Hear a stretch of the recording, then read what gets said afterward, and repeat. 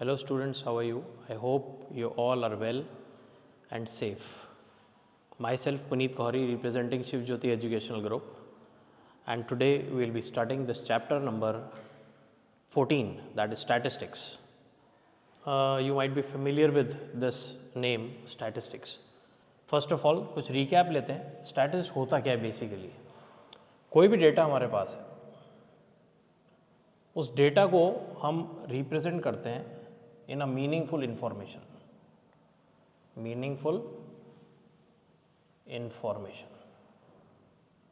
अब डेटा तो हमारे पास बहुत सारे होते हैं.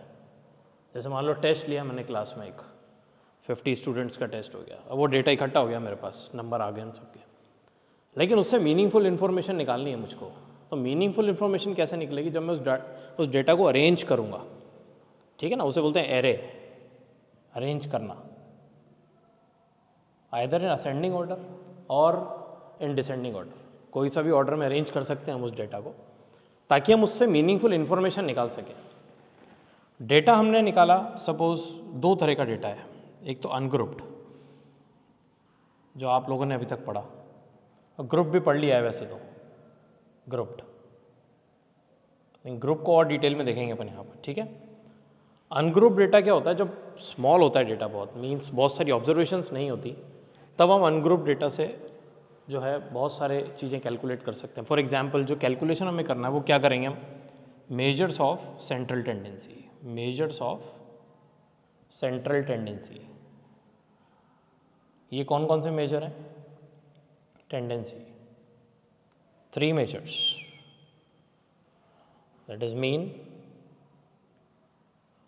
ये नाम सब पता है आप लोगों को, मीन, मोड एंड मीडियन. अभी तक हमने इन सब का कैलकुलेशन करा था ओनली अनग्रुप्ड के केस में.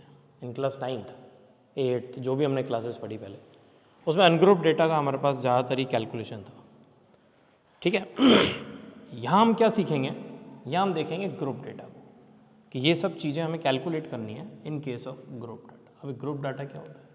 मैंने बताया बहुत ज़्यादा जब हमारे पास डाटा हो जाता है तो हमें उसे ग्रुपिंग करनी पड़ती है, ठीक है ना. जैसे मान लो मैंने 50 मार्क्स का ही टेस्ट लिया, 50 मार्क्स, इसमें बहुत सारे वेरिएशंस आएंगे. किसी बच्चे के 3 आएंगे, किसी के 5 आएंगे, किसी के 10 नंबर आएंगे, किसी के 20 आएंगे. So many variations. तो 50 सपोज स्टूडेंट्स भी 50 हैं मेरे पास, 50 स्टूडेंट्स हैं, 50 मार्क्स का टेस्ट ले लिया, तो बहुत सारे वेरिएशन आएंगे, बहुत सारा डाटा हमारे पास इकट्ठा हो, बहुत लंबा हो जाएगा पेज. उसको करने के लिए हम क्या कह सकते हैं? सपोज मैं उसको ग्रुपिंग कर सकता हूँ, जैसे 0 to 10, 10 to 20, ये ग्रुप बना दिया मैंने एक. 0 to 10, 10 to 20, 20 to 30 and so on, 30 to 40, 40 to 50, ठीक है. अब 0 to 10 वाले में जितने बच्चे हैं काउंट कर लूँगा मैं, कि 0 से 10 मार्क्स के बीच में how many students are there. इसमें 10 मार्क्स वाले को इंक्लूड नहीं करना है, ध्यान रखना है. इसे लोअर लिमिट कहते हैं. 0 to 10 मैं लिख देता हूँ यहाँ पर. 0 to 10 में 0 is the lower limit, lower, and this the upper limit. अब लोअर लिमिट और अपर लिमिट, तो अपर लिमिट वाली ऑब्जर्वेशन को यहाँ काउंट नहीं करेंगे नंबर स्टूडेंट. जिसके 10 नंबर आएंगे वो यहाँ काउंट होगा, नेक्स्ट की लोअर में. क्लियर? ऐसे ही सब में हमको कैलकुलेशन करना है, ध्यान रखना. और से टेबल हमको क्रिएट हो जाएगी और हम इजीली उसका कैलकुलेशन कर देंगे अरेंज करने के बाद. क्लियर? तो ये हमारे सामने अपर लिमिट. अच्छा, एक चीज़ और यहाँ पे है, एक टर्म आएगा यहाँ पे एक्सआई, जिसे हम बोलते हैं क्लास मार्क. ये टर्मिनोलॉजी है इसकी जो हमें पता होनी चाहिए क्वेश्चन करने से पहले. XI is class mark and class mark is calculated upper limit plus lower limit upon 2. Mid value निकल जाती है ऑफ दिस ऑफ. जैसे मान लो 0 to 10, इसका मेरे को क्लास मार्क निकालना है. Class mark is 0 + 10/2, that becomes 5. तो मिड वैल्यू निकल जाती है एक. क्लियर? तो मीन के केस में काम आएगा हमारे पास. फिर उसके बाद mode and median will see in the next video. इस वाले वीडियो में मीन को डिस्कस करेंगे. We are having 3 methods here. 3 methods हैं आप लोगों को मीन कैलकुलेट करने के लिए, लेकिन एक मेथड आप लोगों का for this year it has been removed, that is step deviation, जो थर्ड वाला है, ठीक है ना. वैसे तो ईजी है वो भी, लेकिन सिलेबस से रिमूव कर दिया गया उसको भी. तो मीन में हम 3 मेथड्स की बात करेंगे. लिख तो तीनों देता हूँ मैं, करेंगे 2 ही अपन. One is direct method. Direct method. Second is assumed mean, नाम से ही पता चल रहा है, देखेंगे इसको कैसे हम डील करते हैं। And third is step deviation, step deviation method. ये वाला आपके सिलेबस से भी आउट है ना, ये करना नहीं है हमको। ये दो मेथड है, ये भी कंटिन्यूशन में ही है एक्चुअली इसका मेथड, लेकिन अभी हट गया तो हम इसको डिस्कस नहीं करेंगे। Will deal with direct and assume. Now what will do, exercise number 14.1 में वो मीन पे डील कर रही है, तो हम लोग डायरेक्ट मेथड पे एक क्वेश्चन मैं आपको कराऊंगा और एज्यूम पे एक क्वेश्चन कराऊंगा। And rest of the question you have to do it by yourself. उसको प्रैक्टिस करेंगे ताकि आप लोगों को दिक्कत उसमें आए तो फिर अपन लाइव सेशन में जब भी होगा उसको डिस्कस कर लेंगे, ठीक है। So will start with exercise 14.1। 14.1 question number 1 लेते हैं अपन। चलो 1 से स्टार्ट करते हैं। 1 को करेंगे हम डायरेक्ट मेथड से। अब कई बार क्या होता है उसमें अप्रोप्रिएट मेथड लिख देता है क्वेश्चन में कि अप्रोप्रिएट मेथड से करो आप। तो अप्रोप्रिएट मेथड क्या होता है, हमको खुद सोचना है कौन सा मेथड हमारे लिए ज़्यादा ईजी है। वो डिपेंड करेगा डेटा पर। डेटा बहुत बड़ा है, नंबर्स बहुत बड़े आ रहे हैं, तो फिर हम एज्यूम मीन की तरफ जाएंगे। डेटा बहुत छोटा है जैसे फर्स्ट क्वेश्चन में, उसमें हम डायरेक्ट मेथड यूज़ करेंगे, ठीक है। अब डायरेक्ट मेथड में हम 4 कॉलम्स बनाएंगे, 4 कॉलम्स बनाने हैं हमें, ठीक है, इंक्लूडिंग द गिवन 2 जो हमको 2 दे रखे हैं। तो क्वेश्चन नंबर 1 लेते हैं अपन। एक सर्वे हुआ उसमें एनवायरनमेंट अवेयरनेस प्रोग्राम पर, उसमें कुछ उन्होंने डाटा कलेक्ट करा from 20 houses in a locality. We have to find the mean number of plants. तो देखो 2 कॉलम तो हमें क्वेश्चन में गिवन है, एक तो number of plants and second is number of houses. तो 2 और बनेंगे, वो कौन से बनेंगे वो देखेंगे अपन, ठीक है। तो नंबर ऑफ प्लांट्स हमको दे रखे हैं 0 to 2, देन 2 to 4, 4 to 6। इनका जो गैप दिख रहा है तुम्हें, that is called class size.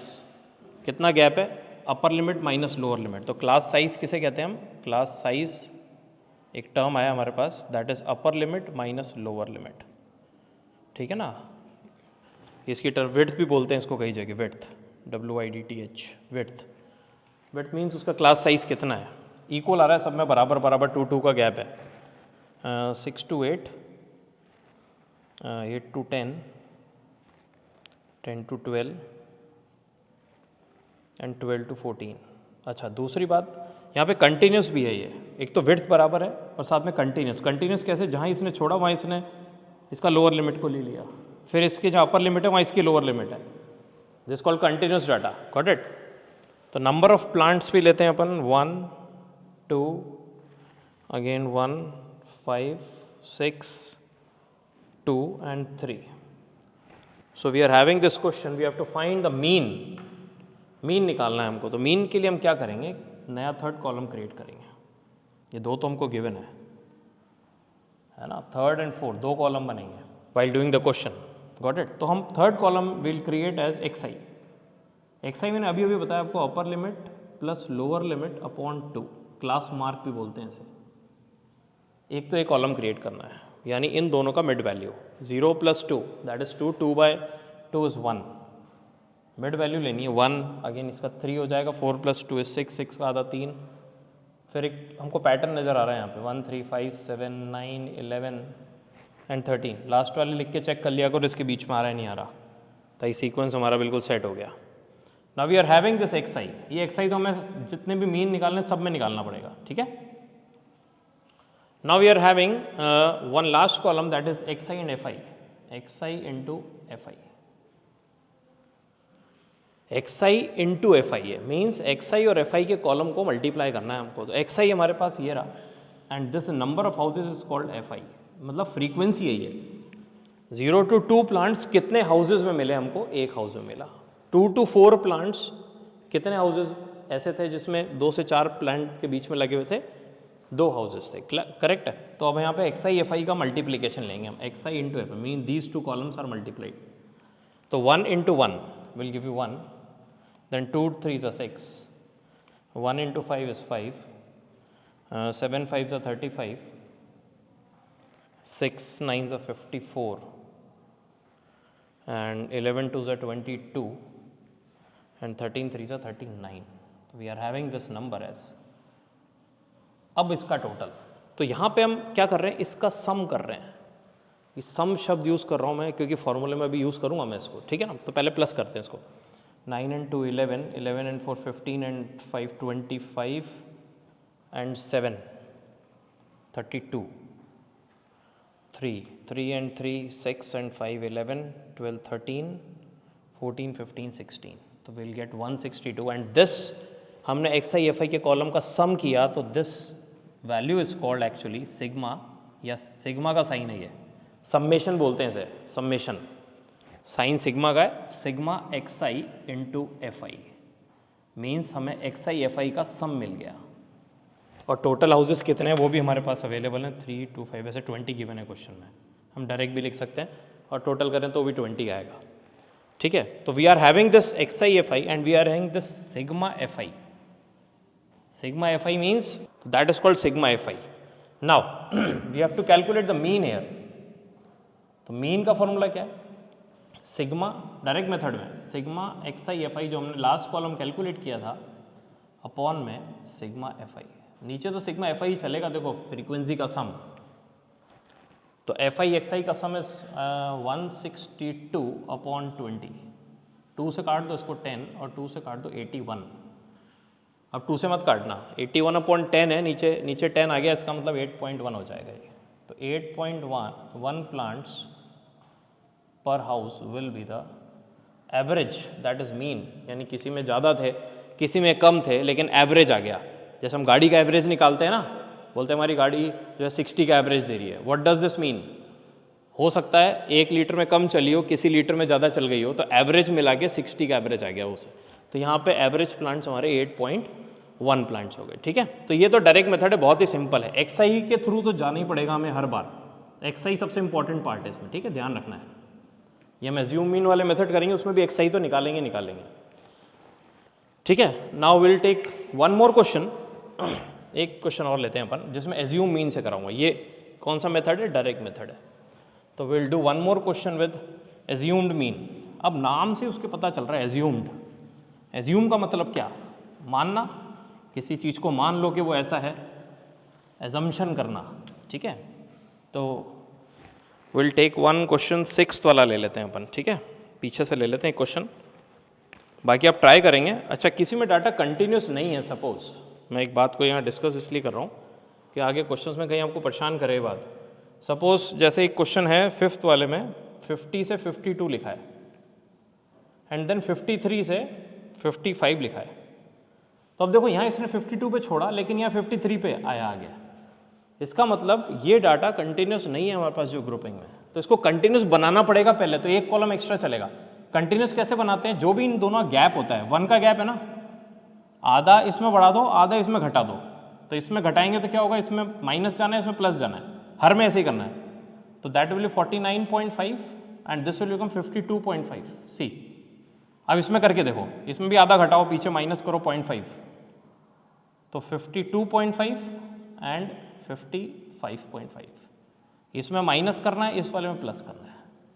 तो क्वेश्चन 5th में इस तरह से अटेम्प्ट करना, पहले ये वाली वैल्यू निकाल लेना, उसके बाद जैसा हमने किया फर्स्ट क्वेश्चन में बिल्कुल वैसे ही करना है. ठीक है, तो अब क्वेश्चन नंबर 6 लेते हैं एज्यूम्ड मीन मेथड से. तो question number 6 by assumed mean method. तो पहले टेबल बना लेते हैं, इसमें 5 कॉलम्स बनेंगे. ठीक है ना, अगर कंटिन्यूस नहीं है तो एक कॉलम और बढ़ जाएगा. ठीक है ना, कंटिन्यूस वाला अगर कंटिन्यूस दे रखा है तो कोई दिक्कत नहीं है. जैसे इसमें डेली एक्सपेंडिचर इन रुपीज़. ठीक है, रुपीज़ में दे रखा है. Then next is number of households. ये number of household is frequency households. We are having these 2 columns. This is F I.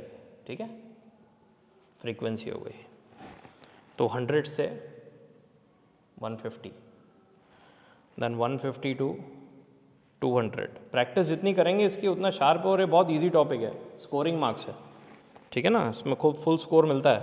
200 to 250, 250 to 300 and 300 to 350. The number of households are 4, 5, 12 and 2, 2. Total households 25 is given. तो ये हमें FI का सम तो question में भी given है, और total कर लोगे तो भी आ जाएगा, ये सिग्मा FI तो हमें रेडी है। We have to calculate the mean by suitable method, ऐसा क्वेश्चन में लिखा है, suitable method। तो हमारे ऊपर डिपेंड करेगा हमको कौन सा suitable लगता है। अब क्योंकि यहाँ पे ये डाटा थोड़ा सा ज़्यादा नंबर्स बड़े लग रहे हैं, तो हम XI तो निकालेंगे। देखो XI तो निकाल ही लो, बाकी की बातें बाद में देखेंगे अपन। Upper limit plus lower limit upon 2, frequency का ये इसका मीन मिड वैल्यू आ जाएगी। तो 100 plus 150 that is 250, 250 by 2 that is 125, then 175, 225 and 275 and 325. So we are having this XI ready. Now since this method is assumed mean, कौन सा method है ये? assumed mean method है, तो इसमें हमारे को 2 कॉलम अभी और बढ़ाएंगे। अब इसमें क्या है, assume mean करना है, तो उस assume mean को A मान लेता हूँ। मीन मेरे को करना क्या है, ये जो मेरे पास XI अवेलेबल हुआ, इसमें से किसी भी एक वैल्यू को मीन मान लेता हूँ थोड़ी देर के लिए, एज्यूम कर लेता हूँ, ठीक है ना। एग्जैक्ट वैल्यू नहीं आएगी, मान रहा हूँ इसीलिए। तो इसमें कोशिश किया करो सेंट्रल वैल्यू लो, ऊपर नीचे कोई सी भी लो, सबसे आंसर आएगा। लेकिन हम कोशिश करेंगे जो कहीं ना कहीं सेंटर में जो वैल्यू है उसको एज्यूम मीन, तो इसको ए मान लेता हूँ थोड़ी देर के लिए। तो ए की वैल्यू 225 हो गई मेरे पास। Now this new column will be ready by XI minus this assumed mean. ये जो आपका XI है इसमें से एज्यूम्ड मीन को माइनस करना है, ये याद रखना है आपको। DI का कॉलम रेडी हो रहा है, क्लियर। तो वो कैसे होगा, देखो इससे ऊपर वाली वैल्यू सब छोटी है इससे, तो जितने आंसर आएंगे सब नेगेटिव आएंगे। छोटे में से बड़े को माइनस, छोटे में से बड़े को माइनस करूँगा तो नेगेटिव आएगा, और जहाँ सेम है वहाँ पे 0 आएगा। तो जो सेंट्रल वैल्यू है उस पर तो 0 लिख देना जिसको एज्यूम मीन माना है, क्योंकि उसमें से उसी को माइनस करूँगा तो 0 आएगा। और 125 XI की वैल्यू है, माइनस एज्यूम्ड मीन, तो ये 100 हो गया, ठीक है। 175 माइनस, तो ये 50 हो गया, ये 0 हो गया। 225 माइनस 225, एज्यूम मीन इज 225 है ना, एंड 275 नीचे के प्लस होंगे सब अब दोनों, तो that is 50 and this is 100। Now this new column is ready. ये नई पिक्चर रिलीज होने के लिए हमारे पास, ठीक है। अब रिलीज होने के लिए इसको FI से मल्टीप्लाई करना। FI बिल्कुल मान के चलो सुपर हीरो है ये, तो सुपर हीरो के साथ ये नई पिक्चर बनेगी। तो will multiply these 2 columns FI into DI, तो नया कॉलम रेडी हो गया मेरे पास, FI इंटू DI, FI ये रेडी करना है अब हमें, क्योंकि फॉर्मूले में इसी को फॉर्मूला नहीं बताया मैंने आपको अभी तक एज्यूम मीन का, यहीं से जनरेट करेंगे उसको अपन, ठीक है ना। तो -100 into 4 that will become -400, 5 into 5 that is -250, 0 आ गया है, तो 0 इंटू 12 फ्रीक्वेंसी से मल्टीप्लाई करना है, ध्यान रखना है।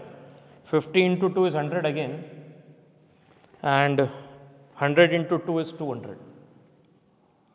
तो इसका सम कर लेते हैं अब सिग्मा। अब ये जो आने वाला है वो क्या आने वाला है, सिग्मा DI इंटू FI, यानी DI FI का क्या कर रहे हैं हम, सम कर रहे हैं, सिग्मा समेशन, गॉट इट। तो इसका सम करते हैं, कितना आएगा, 300 तो हो गया प्लस का, और 650 हो गया माइनस का, तो इट विल बी माइनस का 350, ठीक। तो ये सिग्मा DI। अब बात आती है फॉर्मूले की, फॉर्मूला कैसे इसका निकालें। तो मीन हम कैसे निकाल रहे थे अभी तक, mean is equal to sigma XI FI upon FI, अभी इससे पहले वाले डायरेक्ट मेथड में किया। यहाँ पे DI FI है, तो मैं क्या करता हूँ, sigma DI FI upon sigma FI, ये तो करना ही पड़ेगा ना हमें। लेकिन हमने जो एज्यूम मीन थोड़ी देर के लिए माइनस किया था, यहाँ पर ये अलग सेक्शन निकाला ना हमने, -A करा, तो जब आंसर फाइनल आ जाएगा हमारे पास तो हम क्या करेंगे, इस A को वापस प्लस में दे देंगे फॉर्मूले में। यानी A plus sigma D I F I, जो डी आई एफ आई का लास्ट कॉलम का टोटल है, अपॉन सिग्मा एफ आई, इसको कैलकुलेट करते हैं अपन। ये फॉर्मूला आपका एज्यूम मीन का बन गया, ठीक है ना। फॉर्मूले को थोड़ा सा आप लोग समझ के करेंगे तो दिक्कत नहीं आएगी, उसको रटने की कोशिश करेंगे तो भूल जाएंगे पेपर तक, ठीक है। समझ लें कि क्या हुआ, देखो माइनस ए किया, थोड़ी देर के लिए काम निकल गया हमारा, उसके बाद हमने क्या करा, ए को वापस प्लस में दे दिया, ठीक है। तो ए की value is 225 plus D I F I का सम इज -350, ब्रैकेट में लिख देता हूँ, अपॉन एफ आई का सम इज 25। अभी कट जाएगा इससे 6 7 150 6 6 12 14 -14 टाइम्स 25 में 5 से काट लेना, नहीं तो कोई दिक्कत नहीं है, कट गया ये पूरा इससे। तो 225 minus plus into minus will become -14 and this will give you 211। और हमारा डेली एक्सपेंडिचर वाले पार्ट में से आंसर है, इसी में से कहीं ना कहीं मीन निकला होगा ना, मीन एक्सपेंडिचर निकाल रहे हैं हम, तो ये रुपीज़ में आंसर आ जाएगा। तो हम इसको ₹211, this will be your answer. So direct method और एज्यूम मीन, स्टेप डिवीजन आपके है नहीं, तो एज्यूम मीन इस बेस पे आप लोग क्वेश्चन करें घर पे, ठीक है ना। Rest of the question you can do it very easily.